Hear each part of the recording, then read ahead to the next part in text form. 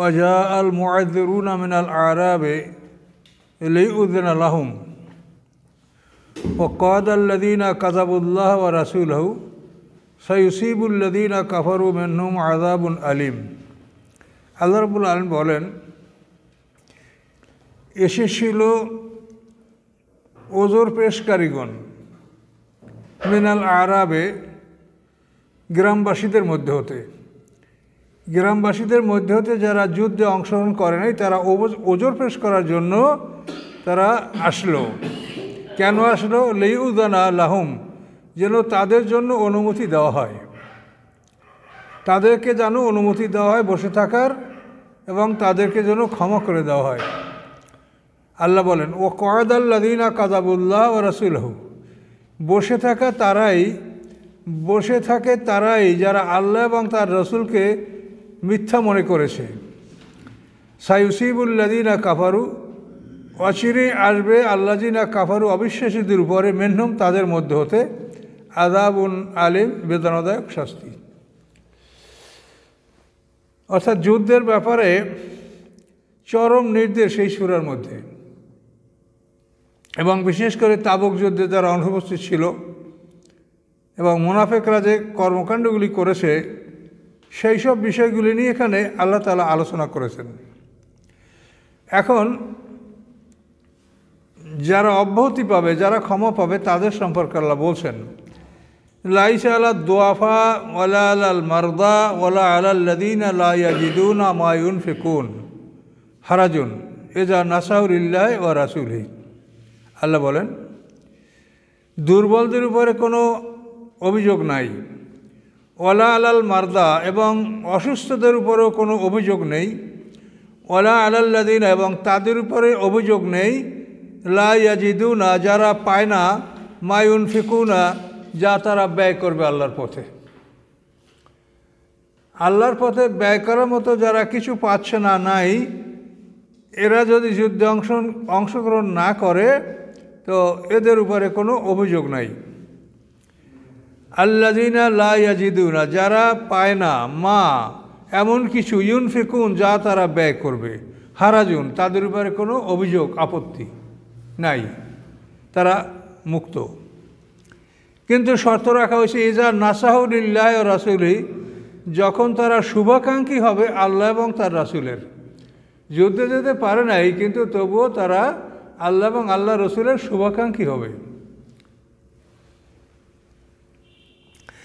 মা আলাল মুহসিনিনা মিন সাবিল, সৎকর্মপরায়ণদের উপরে কোনো পথ নাই, অর্থাৎ সৎকর্মপরায়ণদের উপরে শাস্তির কোনো রাস্তা নাই, তাদেরকে শাস্তি দেওয়া হবে না।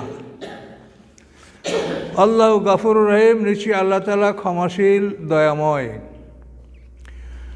ওয়ালা আলাল্লাযীনা এবং তাদের উপরও আপত্তি নাই, ইজামা আতাওকা যখন আতাওকা তারা আসলো আপনার কাছে, লে তাহমেলাহুম যাতে আপনি তাদেরকে বহন করেন, তাদেরকে সওয়ারি দিয়ে যুদ্ধের জন্য আপনি নিয়ে যাবেন। লে তাহমেলাহুম যে আপনি তাদেরকে বহন করবেন। কুলতা আপনি বললেন, লা আজিদু আমি পাই না, মা আহমিলুকুম আলাইহি যার উপরে আমি তোমাদেরকে বহন করব। আল্লাহ রসুল বললেন যে আমার কাছে এমন কিছু নাই যার উপরে তোমাদেরকে আমি বহন করে নিয়ে যাব। আর এই তাবুক যুদ্ধটা 15 দিনের রাস্তা, বালু, মরুভূমি, এগুলো তো পায়ে হেঁটে যাওয়া সম্ভব না, হয়তো ঘোড়া বা উট সওয়ারি ছাড়া যাওয়া সম্ভব না। তা আল্লাহ রসুল বললেন লা আজিদু আমি পাচ্ছি না, মা এমন কিছু, আহমিলুকুম আলাইহি যার উপরে আমি তোমাদেরকে তুলব। এই কথা বলার পরে তাওয়াল্লাও তারা ফিরে গেল আল্লাহ রসুলের নিকট থেকে, ও আয়ুনুম তাফিদু মিনাদ দামে এবং তাদের চক্ষুগুলি অশ্রু ঝরাচ্ছিল। তাফিদু মানে ঝরাচ্ছিল, দামায় মানে চোখের পানি। কাঁদতে কাঁদতে এই লোকগুলো ফেরত গিয়েছিল যে তারা যুদ্ধে যাবে আসছে, কিন্তু তাদের কোনো বাহন না থাকার কারণে আল্লাহ রসুল তাদেরকে কোনো বাহন দিতে পারেন নাই, এই জন্য তারা কাঁদতে কাঁদতে ফিরে গেল। এই ধরনের মানুষের কোনো কৈফিয়ত নাই। হ্যাঁ, ইন্নামাস সাবিলু আলাল্লাযিনা, শাস্তির পথ উন্মুক্ত তাদের উপরে। ইন্নামা নিশ্চয়ই, সাবিল মানে রাস্তা, মানে শাস্তির পথ, আলাল্লাযিনা তাদের উপরে, ইয়াস্তাযিনুনাকা, যারা আপনার কাছে অনুমতি চায়, অহম আগ্নিয়া, অথচ তারা ধনী সম্প্রদায়, তারা ধনী, ধন সম্পদ আছে, তারপরও তাদের অন্তরে নেফাক থাকার কারণে তারা আপনার কাছে অনুমতি চায়। রাদু, তারা সন্তুষ্ট। বেআইয়াকুনু মাল খাওয়ালেফে, যে হবে তারা, বেআইয়াকুনু, যে হবে তারা, মাল খাওয়ালেফে, পশ্চাতে অবস্থানকারীদের সাথে, যারা পিছিয়ে থাকে তাদের সাথে এরা অবস্থান করতে খুশি। অত্তাবা আল্লাহ আলা কুলুবিহিম, মোহর মেরে দিয়েছেন আল্লাহ তাআলা তাদের অন্তরের উপরে, তাদের হৃদয়ের উপরে আল্লাহ মোহর মেরে দিয়েছেন। ফাহুম লা ইয়ালামুন, অতঃপর তারা সত্যকে উপলব্ধি করতে পারে না, সত্যকে তারা বুঝতে পারে না।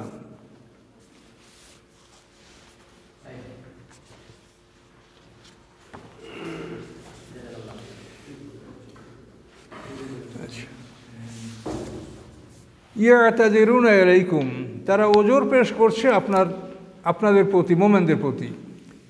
ইয়াতাযিরুনা, তারা ওজর পেশ করছে, তারা ওজর আপত্তি পেশ করবে। ইলাইকুম, আপনাদের প্রতি। এদা রাজাতুম ইলাইহিম, যখন আপনারা তাদের কাছে ফিরে আসবেন, অর্থাৎ যুদ্ধ থেকে ফিরে আসার পরে এই লোকগুলি ওজর আপত্তি করবে রাসূলের কাছে হাজির হয়ে। কুল, আল্লাহ বলেন যে কুল, আপনি বলুন, লা তা'তাযিরু, তোমরা ওজর পেশ করো না, তোমরা ওজর আপত্তি উত্থাপন করো না। লান নু'মিনা লাকুম, আমরা তোমাদেরকে বিশ্বাস করব না, আমরা তোমাদেরকে বিশ্বাস করব না। কেননা কদ বায়্যানাল্লাহু মিন আখবারিকুম, অবশ্যই বর্ণনা করে দিয়েছেন আল্লাহ তাআলা তোমাদের খবর, তোমাদের খবরগুলি আল্লাহ তাআলা আমাদেরকে বলে দিয়েছেন। কাজেই তোমরা ওজর পেশ করো না, তোমাদের ওজর কবুল আমরা করব না। ওয়াসাইয়ারাল্লাহু আমালাকুম ওয়া রাসূলহু, অচিরেই দেখবেন আল্লাহ তাআলা, ইয়ারা মানে দেখা, অচিরেই দেখবেন আল্লাহ তাআলা আমালাকুম, তোমাদের কর্মসমূহ, ও রাসূলহু, এবং তার রাসূলও দেখবেন। সুম্মা তুরাদ্দুনা, অথবা তোমাদেরকে প্রত্যাবর্তন করা হবে, তোমাদেরকে ফিরিয়ে আনা হবে, ইলা আলিমিল গায়বি ওয়াশ শাহাদাতে, নিকটে এমন এক সত্তার, যিনি আলেম, যিনি অবগত, আল গাইবে, অদৃশ্য, ও শাহাদাত, এবং দৃশ্যের, অর্থাৎ আল্লাহ তাআলা অদৃশ্য এবং দৃশ্যের যিনি জ্ঞান রাখেন, তার কাছে তোমাদেরকে ফিরিয়ে আনা হবে এবং তিনি তোমাদের ব্যাপারে ফয়সালা করবেন। ফায়ুনাব্বিউকুম বিমা কুনতুম তা'মালুন, তিনি জানাবেন তোমাদেরকে যা তোমরা করতেছিলে, তোমরা যা করতেছিলে এটা তিনি তোমাদেরকে জানাবেন।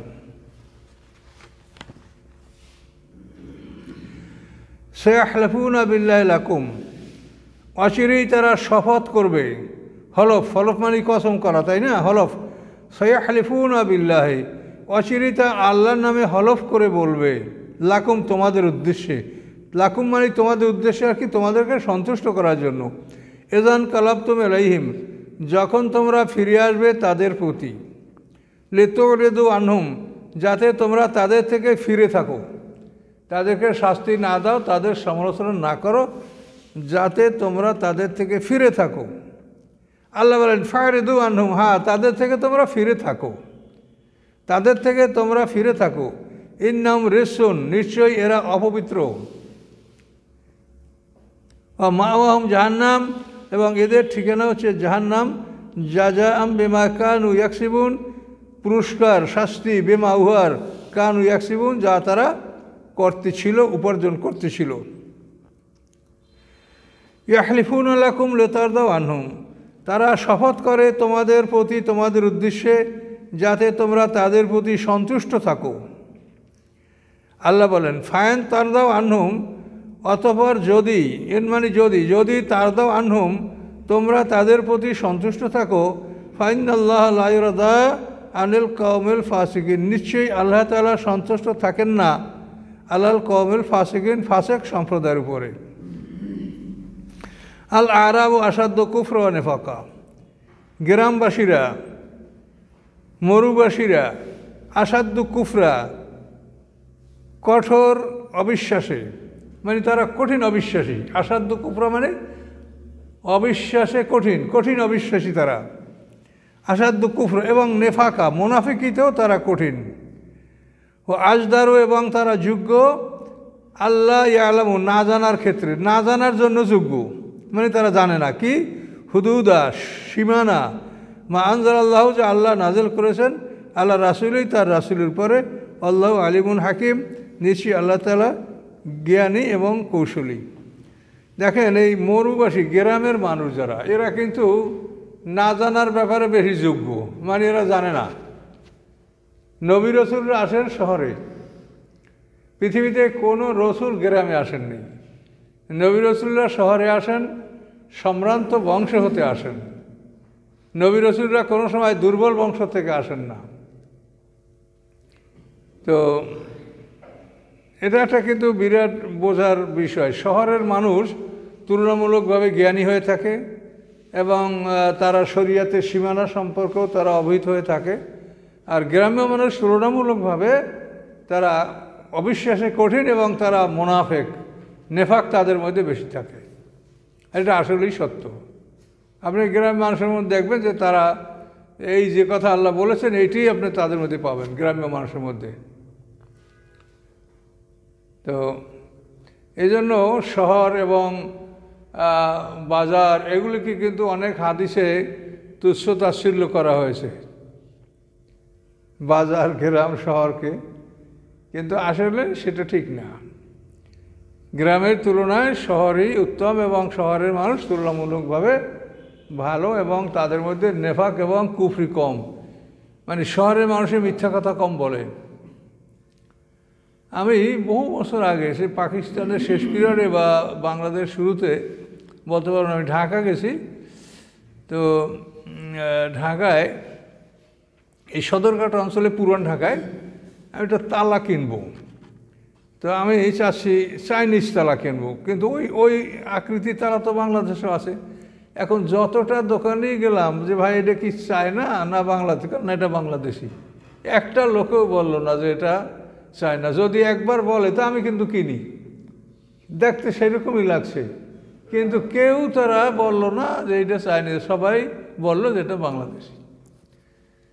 তারপর ওই অন্য অন্য কিছু জিনিসপত্র, যেমন ওই যে রেডিমেড স্বর্ণের মতো জিজ্ঞাসা করলাম যে ভাই এগুলো কি রং থাকবে? কাল না, রং থাকবে না। কেউ বলল না যে এটা কিনেন, বহুদিন রং থাকবে, ভালো থাকবে। তো এখন দেখলাম যে আসলেই শহরের লোকে মিথ্যে কথা কম বলে। তারপরও মিথ্যাবাদী থাকবে সমাজে, সব মানুষ একসঙ্গে ভালো হয় না, কিন্তু শহরের মানুষ কিন্তু অধিকাংশই তারা মানে কপট নয়, মিথ্যাবাদী নয়। এই জন্য যে শহরের যে সমালোচনাগুলি করা হয়েছে এগুলি আসলে সঠিক বলে মনে হয় না। তার কারণ আল্লাহ রসুল তো আজীবন, তার জন্ম হচ্ছে মক্কা নগরীতে, হিজরত করছেন মদিনা শহরে। এইভাবে সমস্ত নবী রসুলরা শহরেই তাদের জীবনযাপন এবং শহর কেন্দ্রিক তাদেরকে প্রেরণ করা হয়, নবী রসুলদেরকে। তারপরে বাজারের সমালোচনা করা হয়েছে, বাজার, হ্যাঁ, খায়রুল বেকায় মাসাজিদুহা আর শাররুল বেকায় আসওয়াকুহা হাদিস আছে যে পৃথিবীতে সুন্দর জায়গা হলো মসজিদ, ঠিক আর কোনো সন্দেহ নাই, কিন্তু শাররুল বেকায় আসওয়াকুহা, আর পৃথিবীর নিকৃষ্ট জমিন হলো বাজার, এটা তো বলা ঠিক না। তার কারণ বাজার না হলে তো কোনোভাবেই আপনার জীবন চলবে না। আপনার দৈনন্দিন জীবনে যেটা প্রয়োজন এটা তো আপনি বাজারে পাবেন, এটা তো আপনি অন্য কোথাও পাবেন না। তাহলে বাজারটাকে আপনার সবচাইতে নিকৃষ্ট জমিনের নিকৃষ্ট অংশ, এটা বলার কি অর্থ থাকতে পারে? কাজে এটা আমাদের মনে হয় যে আল্লাহ রসুল এরকম কথা বলতে পারেন না। আল্লাহ রসুলের কথাগুলি সবই হবে মানে সম্পূর্ণ সত্য এবং বিজ্ঞানভিত্তিক, এবং তার কোনো কথাকে মানে জেরা করলে সেই কথাটা মানে যে হেরে যাবে এরকম আল্লাহ রসুল কোনো কথা বলেন না। কাজেই হাট বাজার এগুলি অত্যন্ত জরুরি মানব জীবনে। এরপরে খারাপ যেটা বলে, এটা সব জায়গায় কিছু না কিছু একটা খারাপ অংশ থাকবে, কিন্তু এই জন্য আপনি মূল শহর বা মূল বাজার এইটা যে টোটাল এটা একটা খারাপ, এটা আপনি বলতে পারবেন না। তার কারণ আপনার জীবন অচল হয়ে যাবে যদি এগুলিকে বর্জন করেন আপনি।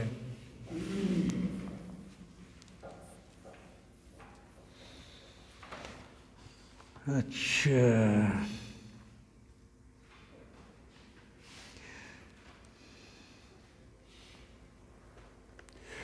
অমেনাল আরাবে মাইয়াত্তাকিযু মায়ুনফিকু মাগরামান ওয়ায়াতারাব্বাসু বিকুমুদ দাওয়ায়রা। অমেনাল আরাবে, মরুবাসী গ্রামবাসীদের মধ্যে এমন লোক আছে যারা গ্রহণ করে উহা ইউনফিকু, যা তারা ব্যয় করে, মাগরামান, জরিমানা, যা তারা ব্যয় করে সেটা তারা জরিমানা হিসেবে ধরে নেয়, যেটা আমরা জরিমানা দিলাম। খুশি আল্লাহর রাস্তায় দান করলাম, এরকম দান তারা করে না, এটা জরিমানা, না দিলে বিপদ হইতে পারে। এই মাগরাবান ওইয়া তারাব্বাসু বিকুম দাওয়ায়রা, এবং তার অপেক্ষা করে তোমাদের উপরে কালের চক্র। কালের চক্রে তোমাদের বিপর্যয় আসবে, বিপদ হবে, পরাজিত হবে বা আল্লাহ রসুল মারা যাবে।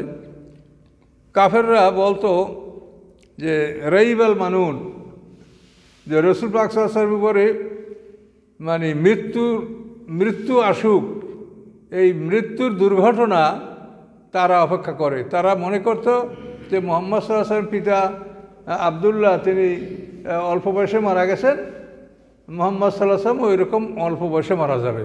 তা সে যদি মারা যায় তাহলে তো আমরা ফ্রি, আমরা আমাদের কাজ, আমরা আমাদের ধর্ম আমরা পালন করতে পারবো। এই কাফেররাও এরকম অনেক মানে চিন্তা ভাবনা করে।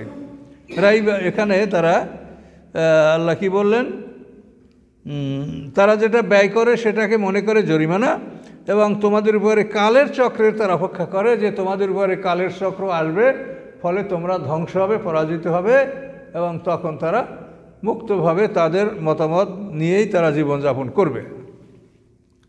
আল্লাহ বলেন আলাইহিম দায়রাতুস সু, নিকৃষ্ট কালের চক্র তাদের উপরে। দায়ের মানে কালের চক্র, সু মানে নিকৃষ্ট, নিকৃষ্ট কালের চক্র তাদের উপরেই আসবে। আল্লাহু সামিউন আলিম, আল্লাহ তাআলা সব কিছু শোনেন এবং সব কিছু সম্পর্কে অবগত আছেন। অমেনাল আরাবে মায়ুমিনু বিল্লাহি ওয়াল ইয়াউমিল আখিরে, গ্রামবাসীদের মধ্যে, মরুবাসীদের মধ্যে মান, এমন লোক আছে ইউমিনু বিল্লাহি, যারা আল্লাহর প্রতি বিশ্বাস স্থাপন করে, ওয়াল ইয়াউমিল আখিরে, এবং দ্বিতীয় জীবনে বিশ্বাস করে। দ্বিতীয় জীবন কিন্তু মৃত্যুর পরে এই কবর, এটা দ্বিতীয় জীবন না, এটা মনে রাখতে হবে। মৃত্যুর পরে বরজাক, বরজাকের পরে জন্ম, জন্মের পরে দ্বিতীয় জীবন। কি বুঝতে পারছেন? মৃত্যুর পরে হলো বরজাক, আমরা পর্দার আড়ালে জগতে ঢুকবো। সেখান থেকে ইসরাফিলের সিঙ্গার ফুৎ করে আমাদের জীবন, মানে আমরা জন্মিব। এই জন্মার পরে আমাদের দ্বিতীয় জীবন শুরু হবে। 8টা পর্ব সবসময় মনে রাখবেন। প্রথম আমাদের সবাই একসঙ্গে মৃত্যু, এই মৃত্যুর পরে সবাই আমরা ঢুকছি বরজাক, বরজাকের পরে আমরা পৃথিবীতে আসছি জন্ম, জন্মের পরে জীবন। এ হলো আপনার 4টে দিক গেল। তাহলে এখন ওখানে শুরু হয়েছে মৃত্যু থেকে, মৃত্যু, বরজাক, জন্ম, জীবন। এখানে আবার মৃত্যু, এই আপনার এই মৃত্যুর পরে বরজাক, বরজাকের পরে জন্ম, জন্মের পরে জীবন। এই জীবনের পর্বটা যদি না বোঝেন তাহলে সমস্যা। অনেকে মনে করে মরার পরেই তার কিয়ামত শুরু হয়ে গেছে বা তার পরকাল শুরু হয়ে গেছে। না, মরার পরেই পরকাল না। আল্লাহ কি বলেন কোরআনে, ওয়ামা ওয়ারাহিম বারজাখুন ইলা ইয়াউমি ইউবআসুন, তাদের সামনে রয়েছে পর্দার আড়ালে জগৎ, পুনরুত্থান দিবস পর্যন্ত। এটা পরিষ্কার কোরআনে বলা, এটা কোনো দুর্বল কথা না। এটা সূরা মুমিনুর 100 নম্বর আয়াত, সম্ভবত সূরা মুমিনের 100 নম্বর আয়াত। এর দেখে নেন, এর মানে সম্পর্কে একটা আনামে আছে 60-61 নম্বর 2টা আয়াত, আর মুমিনুরে আছে 100 নম্বর আয়াত। এই 3টে আয়াতে এই কথাগুলি আছে, দেখে নেবেন।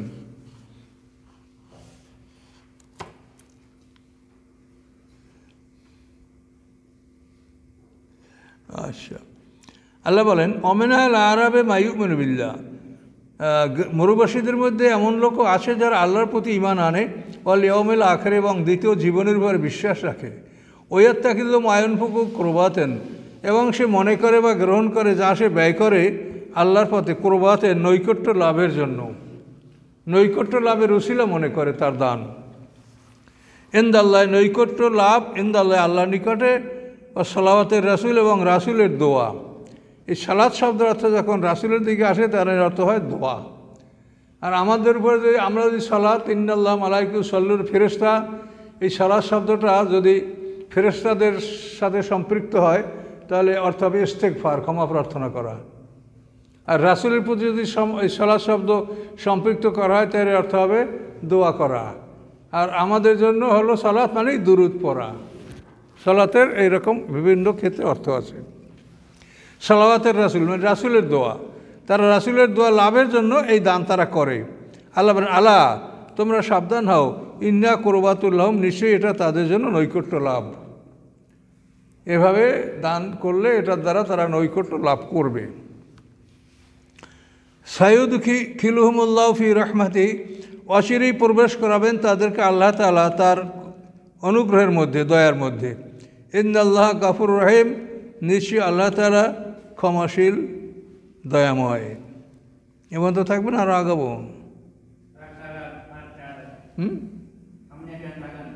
আগাবো?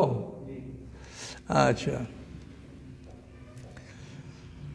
আস-সাবিকুনাল আউয়ালুনা মিনাল মুহাজিরিন ওয়াল আনসার, সাবেক মানে অগ্রবর্তী, আউয়ালুন মানে প্রথমবর্তী। যারা অগ্রবর্তী, যারা প্রথমবর্তী, মিনাল মুহাজিরিনা মুহাজিরদের মধ্যে হতে, ওয়াল আনসার এবং আনসারদের মধ্যে হতে, আল্লাযীনা আত্তাবাহুম এবং যারা অনুকরণ করে তাদের, বেহেসানেন নিষ্ঠার সাথে, রাদিয়াল্লাহু আনহুম সন্তুষ্ট তাদের উপরে আল্লাহ, ও রাদু আনহু তারাও সন্তুষ্ট আল্লাহর উপরে, ওয়া'আদ্দা লাহুম জান্নাত প্রস্তুত রেখেছেন তাদের জন্য জান্নাত, তাজরি মিন তাহতিহাল আনহার প্রবাহিত তার তলদেশ থেকে নহরসমূহ, খালিদিনা ফিহা তারা অনন্তকাল থাকবে উহাতে, আবাদা চিরকাল। আল্লাহু ওয়াজালিকাল ফাউজুল আযীম, এবং এটা সবচেয়ে বড় জয়যুক্ততা। এটা থাকবে, এর উপরে যাব না। আর এই আয়াতটা একটু দেখেন ভালো করে। এখানে আল্লাহ কি বললেন? সাবিকুন আল আউয়ালুন, সাবিকুন মানে যারা প্রথমবর্তী, অগ্রবর্তী, আউয়ালুন মানে প্রথমবর্তী। কাদের মধ্যে? মিনাল মুহাজিরিন ওয়াল আনসার, মুহাজির এবং আনসারদের মধ্যে থেকে। তো মুহাজিরদের মধ্যে প্রথমবর্তী কারা? আল্লাহ রসুলের সর্বপ্রথম ঈমান আছে বিবি খাদিজা, তারপর ঈমান আছে হযরত আলী রাদিয়াল্লাহু তাআলা আনহু, তারপরে ওসামা,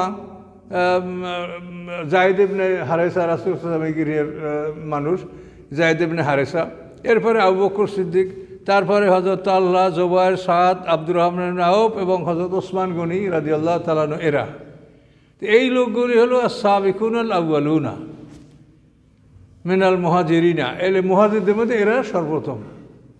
আর আনসারদের মধ্যে যে আনসাররা আল্লাহ রসুলের সাথে আকাবা সন্ধিতে যারা অংশগ্রহণ করেছে, নবুয়তের 11 বছরে 6 জন, 12 বছরে 12 জন, 13 বছরে 72 জন,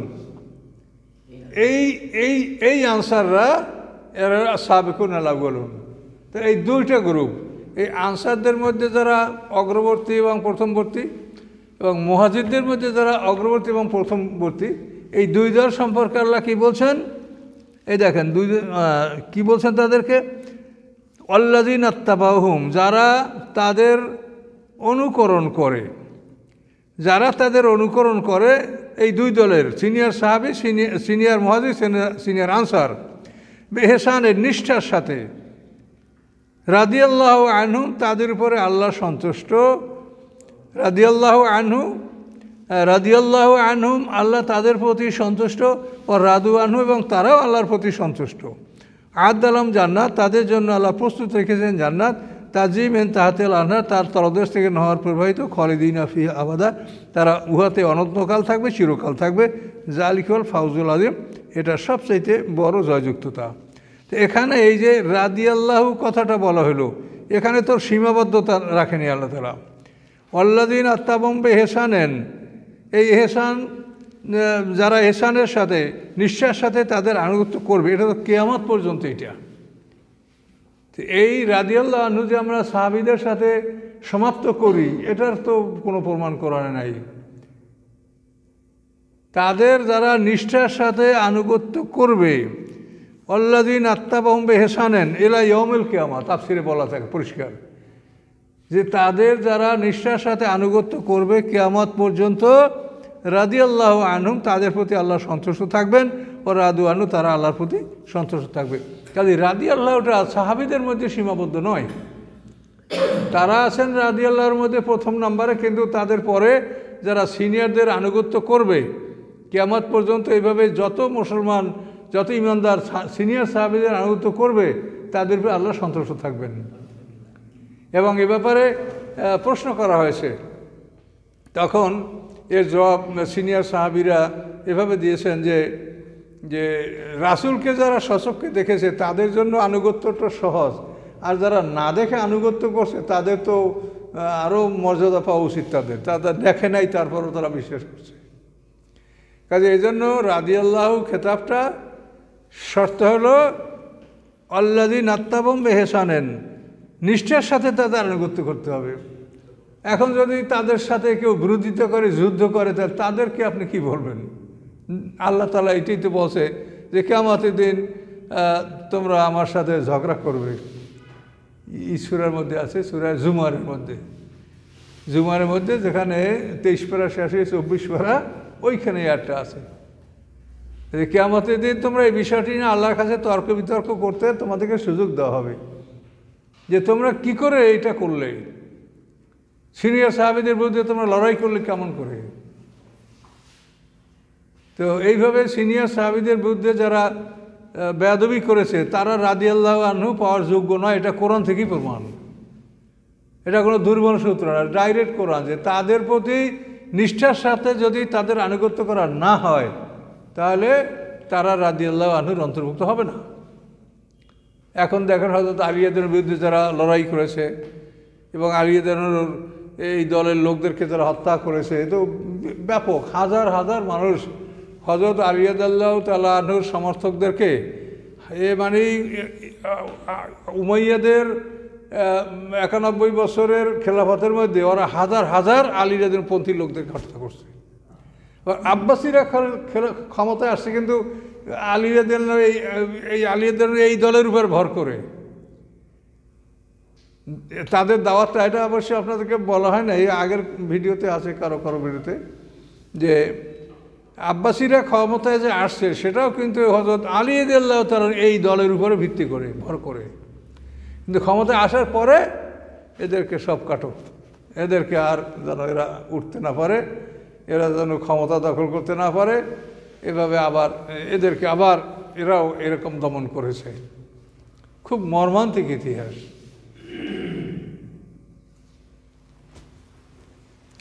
তো যাই হোক, আমরা এই জিনিসটা বুঝতে পারছি, এবং এই আয়াত আপনি আবার পাবেন সূরা হাশরের 9 নম্বরে একই আয়াত পাবেন, সূরা হাশর। সেখানেও আল্লাহ বলেছেন আল্লাযীনা তাবাউদ দারা ওয়াল ঈমানা মিন ক্বাবলিহিম ওয়া ইউহিব্বুনা মান হাজারা ইলাইহিম, ওখানে ওই কথা আল্লাহ বলেছেন যে তারা মুহাজিরদের আগে আনসাররা ঘর বানিয়েছে এবং অতঃপর মুহাজিররা সেখানে হিজরত করেছে, এবং মুহাজিরদেরকে আল্লাহ এবং তার রাসূল দান করে, সেভাবে তাদের মনের মধ্যে কোনো সংকীর্ণতা নাই, এবং তাদের নিজের জীবনের উপরে তাদেরকে তারা প্রাধান্য দেয়, এবং তাদের জন্য তারা আল্লাহর কাছে দোয়া করে। তা আয়েশা রাদিয়াল্লাহু হাসে আয়াতের উপরে বলছেন যে আল্লাহ বলছেন সিনিয়র সাহাবীদের জন্য দোয়া করতে, আর এরা সিনিয়র সাহাবীদেরকে গালি দেয়। কি 60 বছর পর্যন্ত মুআবিয়া এবং তার দলের লোকেরা হযরত আলী রাদিয়াল্লাহু এবং ইমাম হাসান এবং তাদের বংশধর গালি দেয় 60 বছর পর্যন্ত। এবং এই গালির প্রতিবাদ করতে গিয়া সাহাবী হজর ইবনে আদি শাহাদাত বরণ করেন। হজরুল খায়ের যাকে বলে, একজন বিখ্যাত সাহাবী। তো এই ইতিহাসগুলি এগুলি মানে আলেম ওলামারা এগুলি প্রকাশ করতো না। তো যাই হোক, আল্লাহর মর্জি, আমরা এগুলো বলার পরে পৃথিবীর লক্ষ লক্ষ মানুষ এগুলো শুনেছে। কেউ কেউ বলেছে যে এই আলোচনাটা আমি 20 বার শুনেছি। মানে এটা আমার আলোচনা আছে ইউটিউবে, সেখানে আপনারা বিস্তারিত দেখবেন যে এরা কী কাজগুলি করেছে। মুআবিয়া ক্ষমতা আসার পরে সেটা সরকারিভাবে তারা জুমার মসজিদে খুতবার শেষে তারা হযরত আলী রাদিয়াল্লাহু বংশকে গালিগালাজ করবে, এটা ছিল তাদের দস্তুর। এইটার প্রতিবাদ করতে গিয়েই হযর ইবনে আদি শাহাদাত বরণ করলেন। মুআবিয়া তাকে ডেকে হত্যা করছে। জিয়াদ ইবনে সুমাইয়া তার বিরুদ্ধে অভিযোগ করেছে যে উনি জুমার খুতবে আমার গায়ে কঙ্কর মেরেছে। মানে হযরত ইবনে আলী বলছেন নামাজ শুরু করো, তুমি এই গালিগালাজ বন্ধ করো, ও করে না বন্ধ, তার একটা কঙ্কর নিক্ষেপ করছিল এই জিয়াদ ইবনে সুমাইয়ার উপরে। এ তো বেজবরণ হারামজাদা। এর মা হলো ওই সুমাইয়া, জিয়াদ ইবনে সুমাইয়া। এরপর মুআবিয়া তাকে মানে ভাই বানাইছে, তার কারণ আসলে আবু সুফিয়ানের ঔরসেই এ জন্মিছে, কিন্তু আবু সুফিয়ান স্বীকার করে নাই, তখন ওই মায়ের নামে জিয়াদ ইবনে সুমাইয়া। শেষ পর্যন্ত তাকে দলে ভিড়ানোর জন্য এই জিয়াদ ইবনে সুমাইয়াকে দলে ভিড়াইতে কোনোভাবে পারছিল না, সে আলীর দলের লোক ছিল। কিন্তু শেষ পর্যন্ত মুআবিয়া তাকে এমন এক টোপ দিল যে তুমি সমাজে লজ্জিত, অপমানিত, তোমার বাবার নাম নাই, তোমার বাবা আবু সুফিয়ান, তুমি আমার ভাই। তো জিয়াদ ইবনে আবু সুফিয়ান সরকারিভাবে ডিক্লেয়ার দিয়ে দিল, সরকারি ঘোষণাপত্র, যে আবু সুফিয়ানের ছেলে জিয়াদ ইবনে আবু সুফিয়ান। এই করে তাকে মুআবিয়া দলে নিয়েছে। এবং এই বিধানটা কোরআনে সম্পূর্ণ হারাম। এটাকে বলা হয় ইস্তেলহাক। এটা জাহিলিয়াতের ইস্তেলহাক, ইস্তিবজা, এগুলি জাহিলিয়াতের আইন। ইস্তেলহাক হলো বড় লোকেরা, ধনীরা বিভিন্ন জায়গায় তারা জেনা করত। এই জেনায় যদি কোনো ভালো উপযুক্ত সন্তান জন্মিত, তারা যদি পছন্দ করত, সেই সন্তানটা নিজে নিয়ে যেয়ে নিজের সন্তানের মধ্যে তাকে মিলিয়ে নিত। লাহাকা মানে মিলানো, তার থেকে ইস্তেলহাক মানে নিজ সন্তানদের সাথে তাকে মিলিয়ে রাখত এবং নিজের ঔরজাত সন্তানের যে অধিকার, সেই অধিকারও তাকে দেওয়া হতো। এটা ইস্তেলহাক, এটা জাহিলিয়াতে ছিল। ইস্তিবজা আবার অন্য একটা আইন, সেটা অন্য সময় শুনবেন। ইস্তিবজা এগুলি সব ইসলাম এগুলি হারাম ঘোষণা করছে, কিন্তু মুআবিয়া এই কাম করিয়া জিয়াদ ইবনে সুমাইয়াকে তার দলে নিয়েছে এবং তার জুলুম অত্যাচার দ্বারা এই যে উমাইয়া শাসনকে দৃঢ় করেছে। এই জিয়াদ ইবনে সুমাইয়ার ছেলেই তো ওবায়দুল ইবনে জিয়াদ, যার নেতৃত্বে কারবালা ইমাম হোসেন রাদিয়াল্লাহু আনহু শাহাদাত বরণ করেছে। এগুলো আপনারা ওই ভিডিওটা দেখেন, খুব ভালো একটা ভিডিও আছে। তো যাই হোক, কোরআন আমাদের সকল বিষয়গুলি স্পষ্ট করে বলে দিচ্ছে। সূরা বাইয়িনার মধ্যেও আছে রাদিয়াল্লাহু আনহু ওয়া রাদু আন যালিকা লিমান খাশিয়া রাব্বা।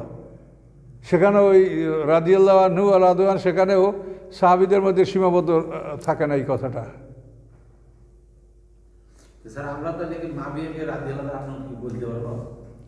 আপনি বললে বলেন, আপনি বললেই যে আল্লাহ রাজি হবে তা তো না। আপনার যা মনে বলে তাই বলেন, আমার মনে বলেন, আমি এটা বলতে পারি। আমি বা আপনি যদি করে রাদিয়াল্লাহ বলি, তাতে আল্লাহ রাজি হবেন?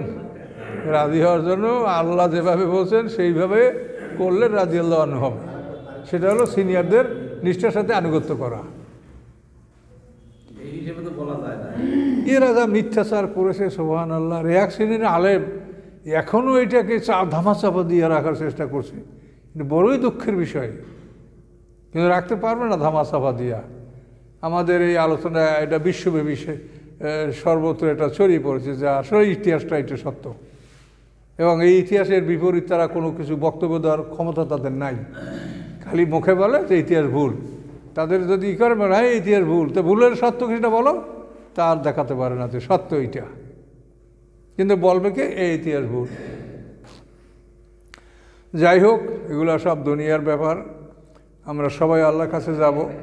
50,000 বছর সমান দিনে বিচার হবে, সেই দিন এগুলোই তো নিয়া ওই যে ইনদা রাব্বিকুম সুম্মা ইন্নাকুম ইয়াউমাল কিয়ামাতি ইনদা রাব্বিকুম তাখতাসিমুন, এইটা নিয়েই তো আপনাকে বিতর্ক করার সুযোগ দেবে আল্লাহ। বলে বলো এখন কী অপরাধ, আলী কী অপরাধ করেছে, তার বিরুদ্ধে তোমরা যুদ্ধ করলে কেন? সে ভেস্টের রোকন, আল্লাহ রসুলের জামাই, চাচাতো ভাই, এবং সে 10 বছর বয়সে ইসলাম গ্রহণ করার পরে মরণ পর্যন্ত, আল্লাহ রসুলের ইন্তেকাল পর্যন্ত সে আল্লাহ রসুলের খেদমতেই ছিল। হিজরতের সময় আলী রাদিয়াল্লাহু আনহুকে বিশ্বাস হয়ে আল্লাহ রসুল হিজরত করেছেন। তাহলে আলী রাদিয়াল্লাহু তাআলা এমন এক ব্যক্তিত্ব, জান্নাতের রোকন, তার মধ্যে তোমরা যুদ্ধ করলে কি অপরাধটা তার কি ছিল? শো করছে ওসমান গনির হত্যার বিচার চাই। আলী রাদিয়াল্লাহু কি ওসমান গনির হত্যার বিরোধী ছিলেন? তার হত্যার বিচার তিনি করবেন না? তার সম্বন্ধে তো আল্লাহ কি বলছেন, আকজাহুম আলী, আলী হলেন সবচাইতে ন্যায় বিচারক। তা আলী কি ন্যায় বিচারক? এত কথা আল্লাহ রসুল তাকে বলেন নাই? তো বলে গেছেন যে আলিউদ্দিন মাবিয়ার বিচারটা করবেন না, কিন্তু তাকে তোমরা সমর্থন করছো না। মুসলমানদের 7টা প্রদেশ ছিল, 6টা প্রদেশের গভর্নররা আলিউদ্দিন বলছে বরখাস্ত, সব বরখাস্ত হয়ে গেল, শুধু মাবিয়া মানল না, আমি বরখাস্ত হব না, আমি মাবিয়ার ওসমান গনির হত্যার বিচার চাই, এইটা হত্যা বিচার না হওয়া পর্যন্ত আমি আলীর বয়াত করব না। এই ইস্যুকে নিয়ে ওসমান হত্যার বিচার চাই, এই নিয়ে তারপরে মানে সেখানে 70,000 মুসলমানদের জীবন গেল। জঙ্গে জামালে 25,000 আর জঙ্গে সেপ্পাইনে 45,000, 70,000 মুসলমানদের জীবন গেল শুধু রাজতন্ত্র, লোভ, সম্পদের লোভ, ক্ষমতার লোভে, আর কিছু না। কি করবেন সত্য কাজ করতে গেলে?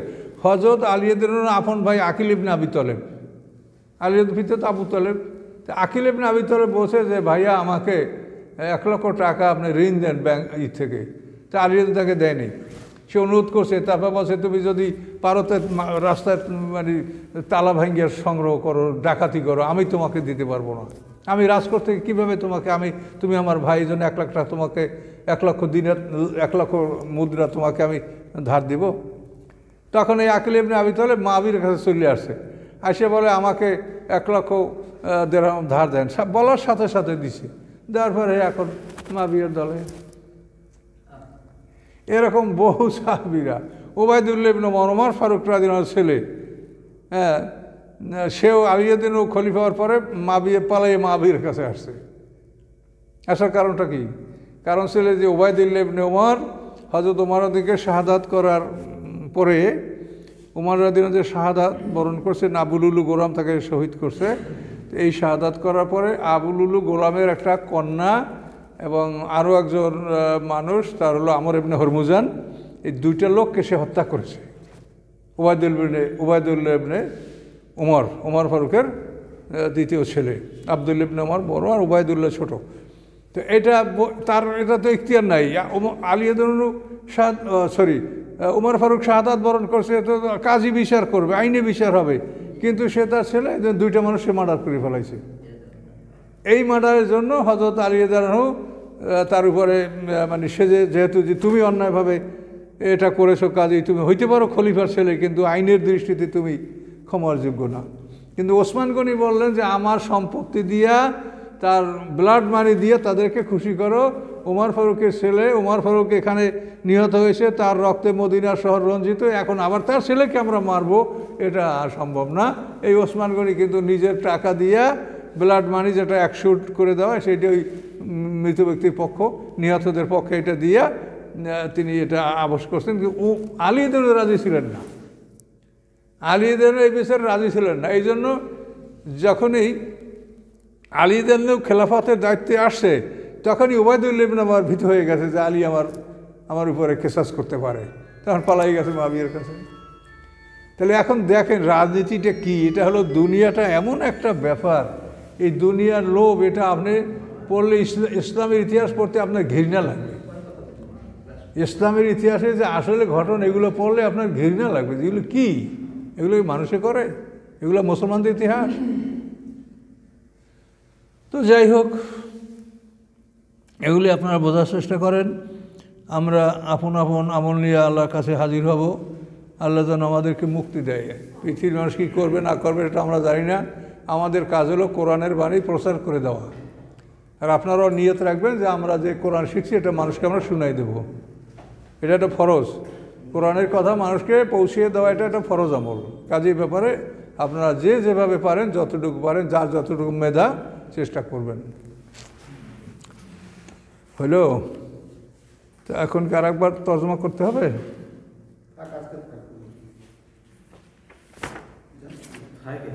হুম।